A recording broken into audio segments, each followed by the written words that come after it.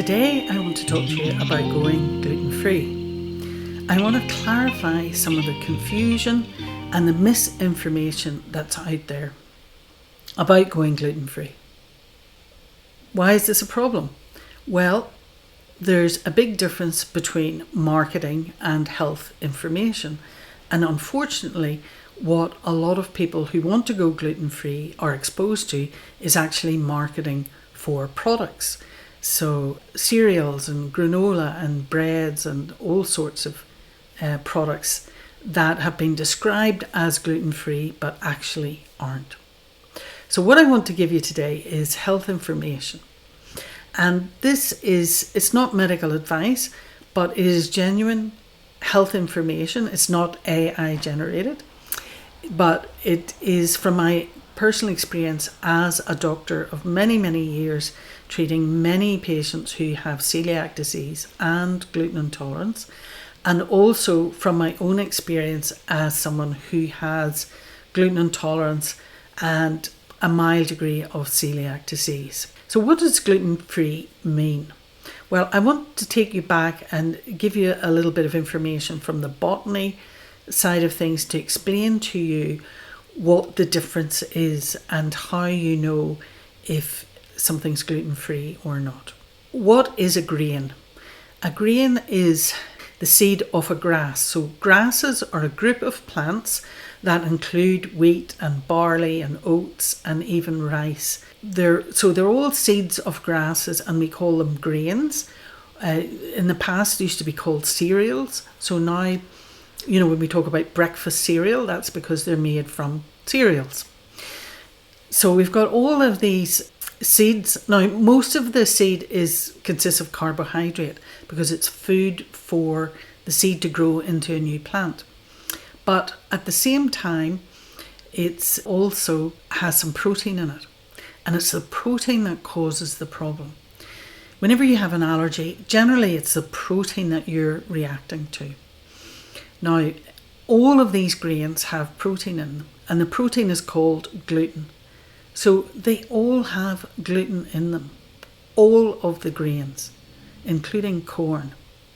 They all have a protein in them that's called gluten. And so none of them are gluten-free. Unfortunately, what's happened is wheat is the most common allergy. Because we eat wheat mostly out of all of these grains, that's the one that causes the most problem, the ones that people are allergic to. So the wheat protein is called gliadin. Wheat is a very versatile product. It's used in all sorts of foods. Any processed foods are going to have some wheat in it because it's really cheap. And now they've developed the wheat so it's very, very high in gluten, the wheat protein called gliadin. And so more and more people are starting to have problems with it. So you may not be true celiac, but you have a non-celiac gluten sensitivity or a gluten intolerance. And that may extend to the other grains as well. I want to show you a table here that will illustrate the fact that all of the grains have got protein in them. Now, if you look at this table, you'll see that wheat is at the top with its protein gliadin, and it's also got the highest amount of total protein, 69%. Barley is next with quite a high level of protein, hordein. Corn is also quite high with zein at 55%. Rye, oats, quinoa and millet all contain their own proteins. Even sorghum, which is 53% kefir. Now, even though sorghum is promoted as a gluten-free food, it does contain a gluten protein, and it is quite high at 53%. Even rice has a gluten protein called orzonin, but it's very low at 5%. And that's why most people can eat rice quite safely, even though they may be gluten intolerant. So I have seen one or two people who can't eat rice, but generally speaking, rice is a pretty safe food to eat because it's very low, very, very low in gluten. But you can see all of the grains have some gluten in it. And there's a lot of confusion. What people really mean is that they're wheat-free, the wheat gluten, which is gliadin. That's what they're taking out of their diet, and that's what's been taken out of the products, not the gluten from all the other grains. And this is where you have to be very careful, because most products that are labelled gluten-free are not actually gluten-free. They're wheat-free, but they're not completely gluten-free. They do have gluten from other grains in a lot of them. And so you need to read labels. You need to familiarise yourself with all of the words that are used for gluten and grains, and you need to find out if you're intolerant to any of these other grains as well as wheat, because a lot of the time we find people are intolerant to wheat, but they're also intolerant to some of these other grains as well. Now, the testing in the past hasn't been that useful, but now we're able to tell people which grains they're intolerant to with this fantastic new testing, which is going to be a complete game changer for people like you. So the important thing I want you to get is that gluten-free doesn't always mean gluten-free. It can be just wheat-free. And so you've got to read the labels and look for these other grains like millet and sorghum that quite often are in these gluten-free products. So I hope you understand that. Now, in the past, the testing has been woefully inadequate. And a lot of people who were told that they didn't have a problem with wheat or gluten actually do, and they know that they feel better on a wheat-free or a gluten-free diet. And so this new testing is going to be a complete game changer. And I'm going to talk about that in a follow-up video.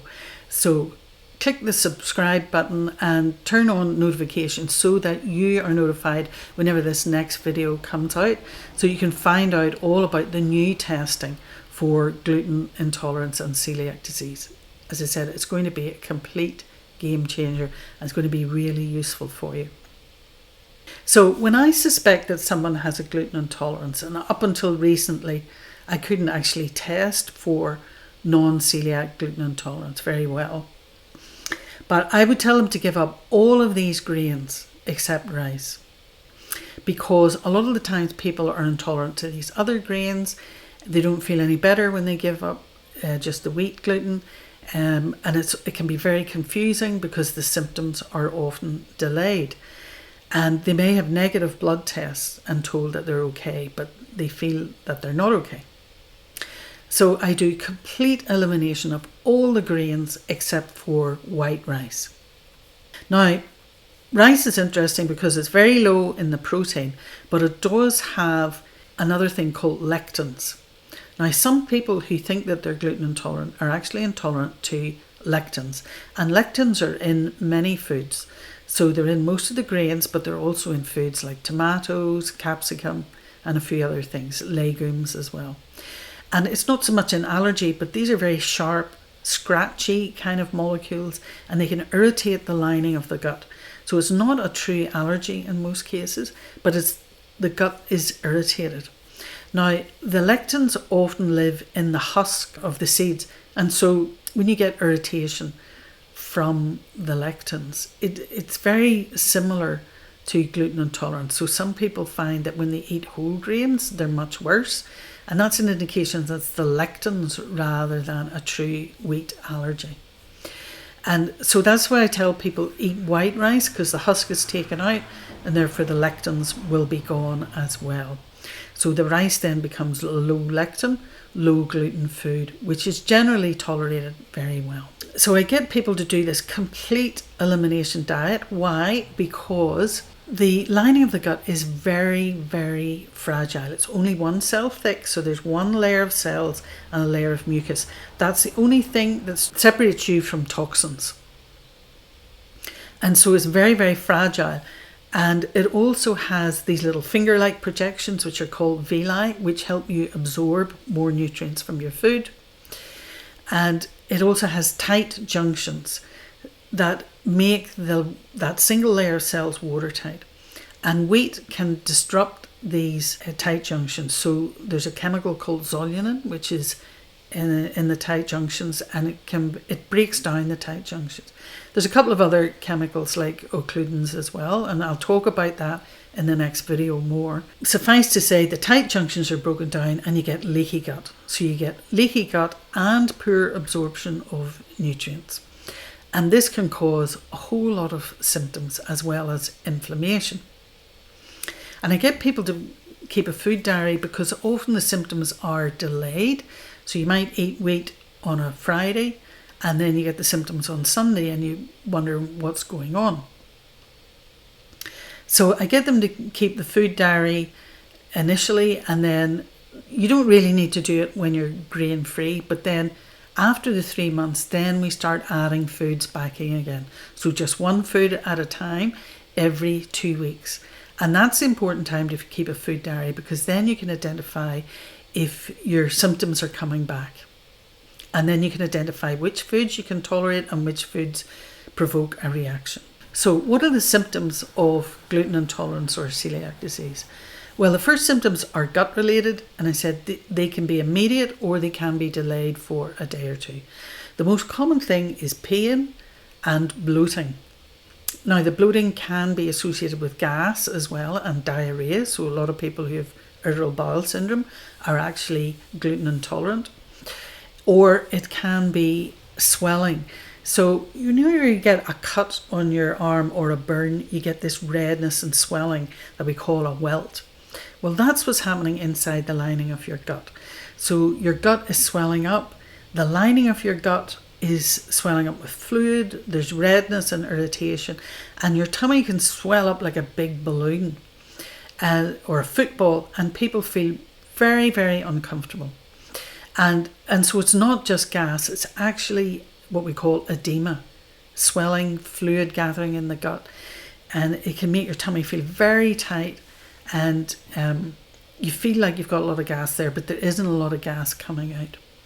And so that's different from bloating because of gas. So you get these two different kinds of bloating. And so you get all those gut symptoms that may be immediate or may be delayed. And then you get another problem. You may get fatigue and depression. So in amongst those cells that we talked about that help you absorb and the barrier, there are other cells that make serotonin. And you know, serotonin is our happy hormone. That's what keeps us feeling calm. It's one of our most important neurotransmitters in our brain. But actually 95% of it is made in the gut in these cells called chromaffin cells. So gluten can actually turn off serotonin production in your gut. And I know this from personal experience. I can give myself quite severe depression just by eating a big pizza at the weekend. So when I was younger and the kids were small, Friday night used to be our pizza and ice cream night. We'd go out and have a big pizza, followed by ice cream, which also has gluten in it.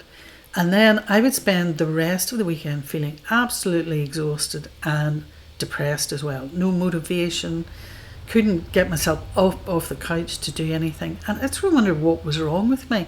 I was looking forward to the weekend so much, and then I wasn't able to do very much because it felt so awful. And then I worked out it was the pizza. And so this is before I went gluten-free. If you have depression on a regular basis and you don't seem to be able to get better, it's definitely worth looking into, are you gluten intolerant? Because it could make a huge difference. It may be that your serotonin production is so reduced, you're feeling absolutely miserable because you're hardly making any serotonin.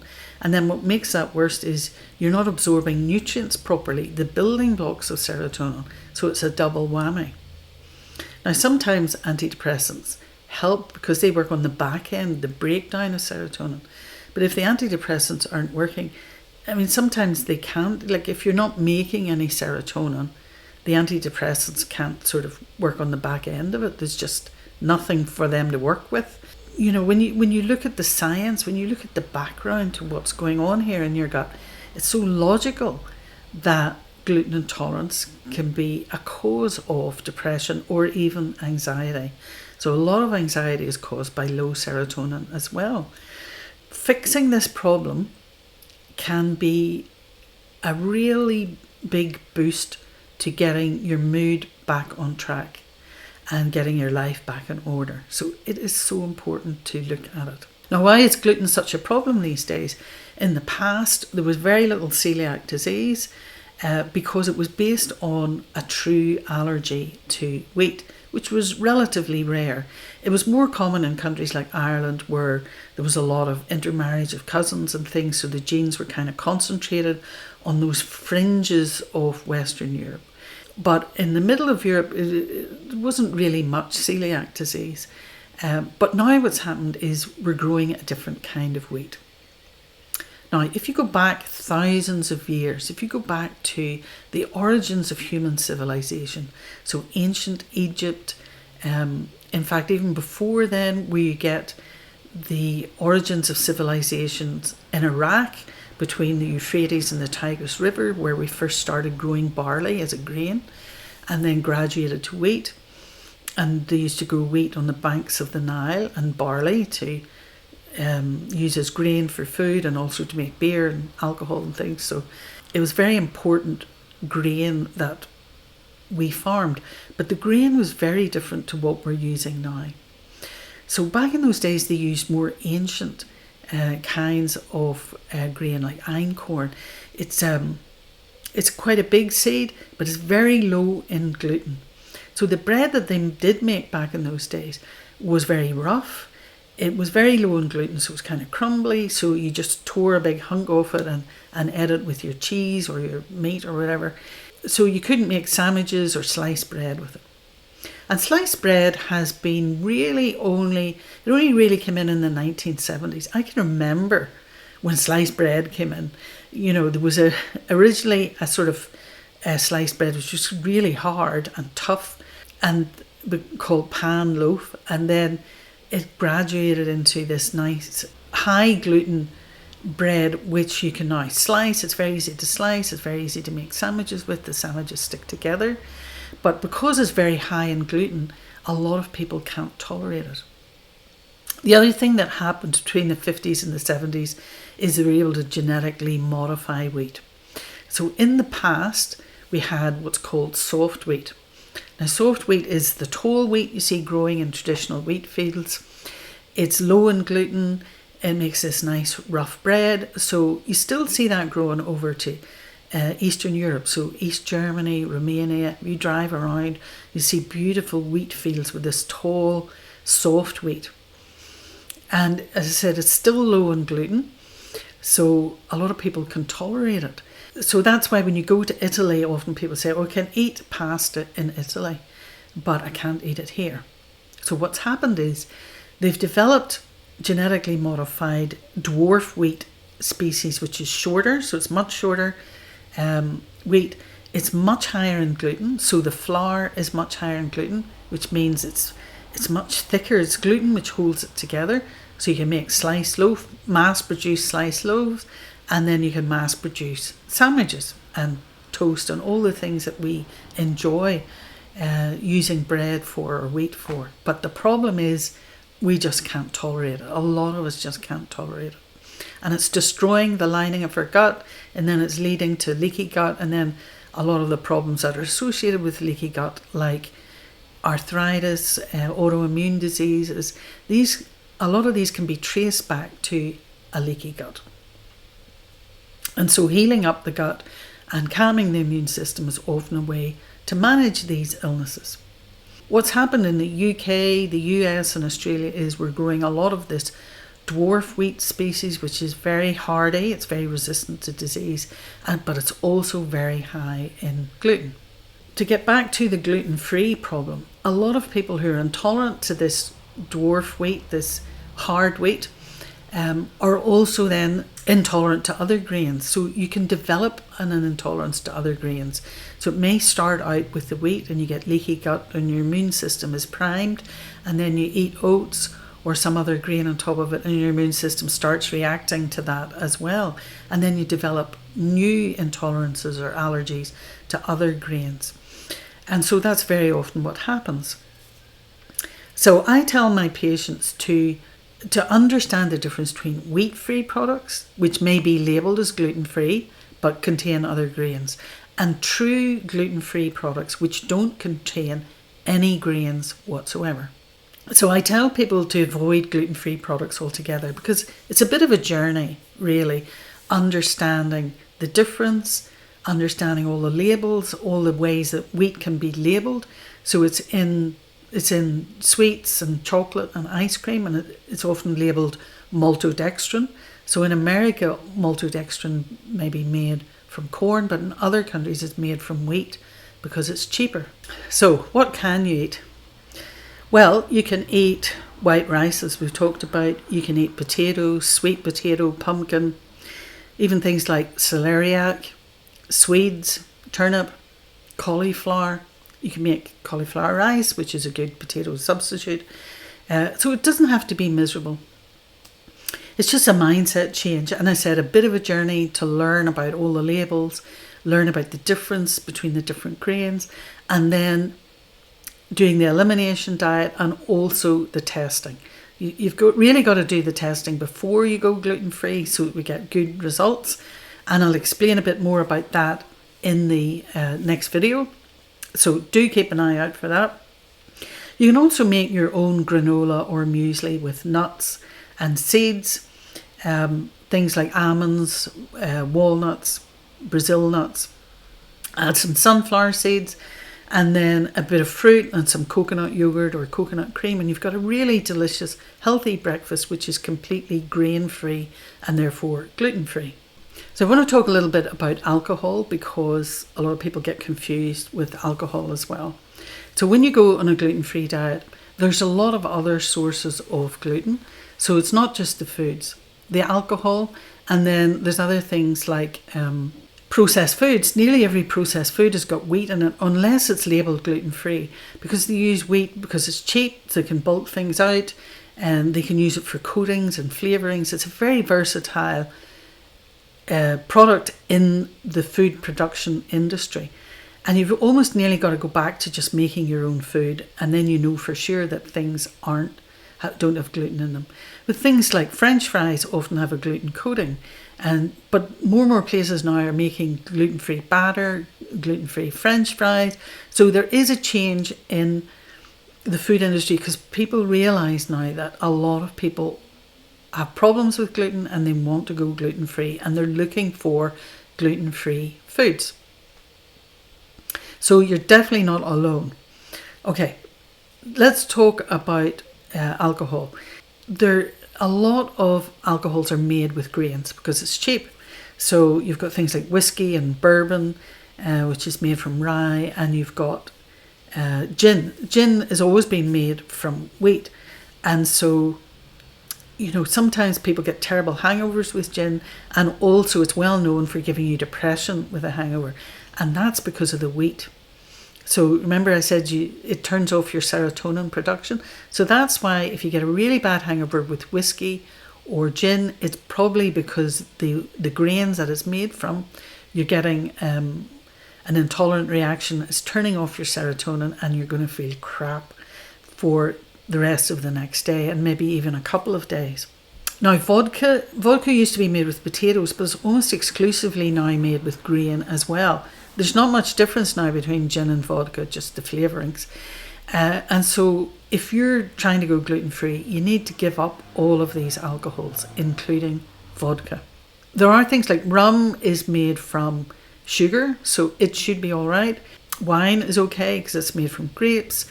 You can actually get gluten-free vodka now, which is great. There's a gluten-free one that's made from rice, and there's a gluten-free one that's made from corn. So there are options. It doesn't mean that you have to give up your favourite tipple, but even, alcohol-free gin, again, just be really careful. It's going to have wheat in it. I haven't seen very many commercial gluten-free gins, but a lot of little local distillers will make gluten-free gin. So here in Australia we have a little local distiller that they make all the gin from fruit.